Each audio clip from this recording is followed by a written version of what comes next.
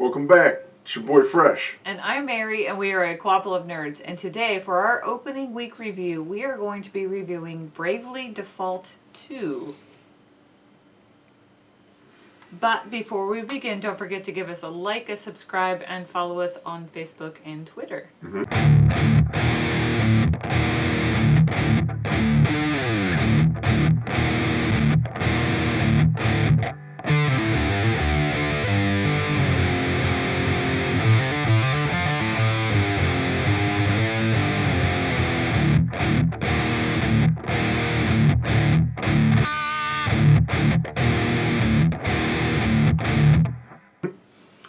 So one thing, we're a little past the week. Work, life, Kids. dogs, Yeah. all that stuff. Well, let's jump right into the gameplay footage. 3, 2, 1.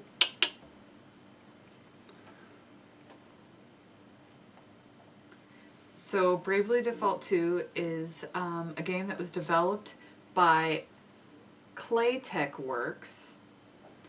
It was published by Square Enix and Nintendo, and it's exclusively for the Nintendo Switch. Yeah, so Square Enix did the Japanese version. Nintendo did the Western world. So this is a single-player role-playing game with turn-based combat. And it has a very strong Final Fantasy feel, which of course, anytime I see turn-based combat, I immediately think Final Fantasy anyways. But beyond that, I mean, it's the same publisher as Final Fantasy, so you definitely get a really strong Final Fantasy feel with that. Right. And probably the biggest thing that sticks out about this game and makes it different is this thing they have where you can leverage your future with current actions. So what I mean by that is each turn you would normally get an action, but in this game you can spend actions that you would have had in the future now to defeat an enemy. So you'll see this in this upcoming fight right here. I'm trying to remember the terminology they used. So that brave. So see how I just cranked up. Now I'm getting 4 actions right now, and I picked 4 attacks. So a lot of times with these weaker enemies, you can just kill them all before they get a chance to respond. Now, if you do that and they're not dead at the end, so with boss fights, or I'm sure as some of the regular villains get a little stronger, then you're kind of just stuck there. Each turn you just gain an action, but you're in the negative, so you just kind of stand there and get punched in the face while you're waiting for your turn again. So it's a real risk-reward system. You don't want to go too crazy on some of the tougher guys, especially with your healers, but at the same time you want to get big attacks in, so I thought that was really neat. This is it's a new world with new characters, so the great thing is that it's really a standalone game. You don't need to play the first game in order to play this game, although they're the same name. But Right, yeah. So again, following the Final Fantasy feel, you don't have to play Final Fantasy 1 to play Final Fantasy 2. The stories aren't interconnected. The characters don't carry over, so you can jump into this one fresh. I haven't played Bravely Default 1, so I just jumped into this one, and I've really been enjoying the story so far. yeah, and it has like a pretty linear story, you know, but where you still have options. Right. So this has, to me, you know, me and Mary kind of disagreed on this. This has a real, to me, a marionette style artwork where there's very little facial expression and dialogue. You have to get their expressions from the dialogue itself. So when you hear them talk, if they're upset, you can't see it on their face. You have to hear it in the tone of their voice. I think it's a really cute art style.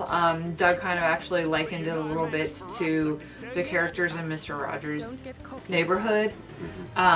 So where they have like their heads are a little disproportionate to the rest of their body. But I thought it was still cute, and I really liked the artwork still, and especially the guy with the bouffant. He's got that giant bouffant, which really adds to his personality, the personality of his character. Right. We both agree. So while the marionette art style isn't my favorite, we both agree this game has great music with that same Final Fantasy feel that after every battle you get this triumphant score. Oh yeah, I think actually part of the music itself, it has been derived directly from Final Fantasy because you can feel it in the music itself. You can, it's based off of that. Right. You can hear it. So we put all of our games into one of three categories. Play means it hits the console as often as possible. Display means you leave it on the shelf and break it out when the urge strikes. And stay away means you leave it at the store for someone else to get. And for us, Bravely Default 2 is a play. I really, really enjoy this. I love the turn-based combat because you don't have to, you could grab your kid, you could pause, you could, kind of set it aside. There's not this constant go. So. And it's kind of got a little bit of an open world concept.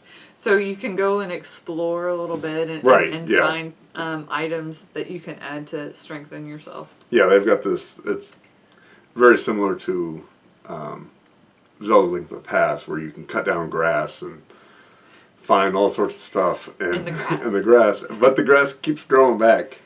So I don't know how much grass grinding you should do to build up your inventory. But I just really, really loved it. It reminded me of the old school Final Fantasies, even though I wasn't crazy about the art. Has good replayability.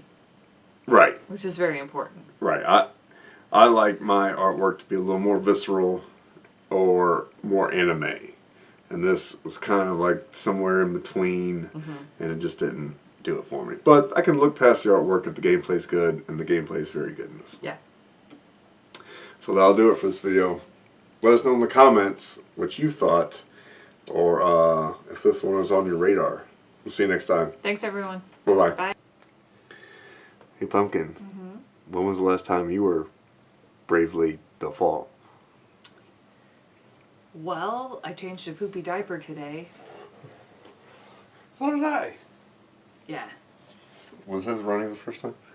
No, was it running the second? Yeah, it was real running. Ooh. Little poop talk for the end there. Really? I didn't know that. So is he sick?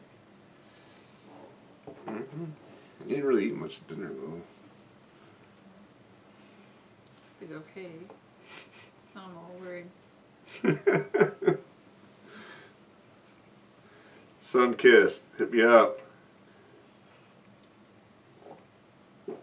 Sorry, I'll move out of the way. Okay. Do your thing.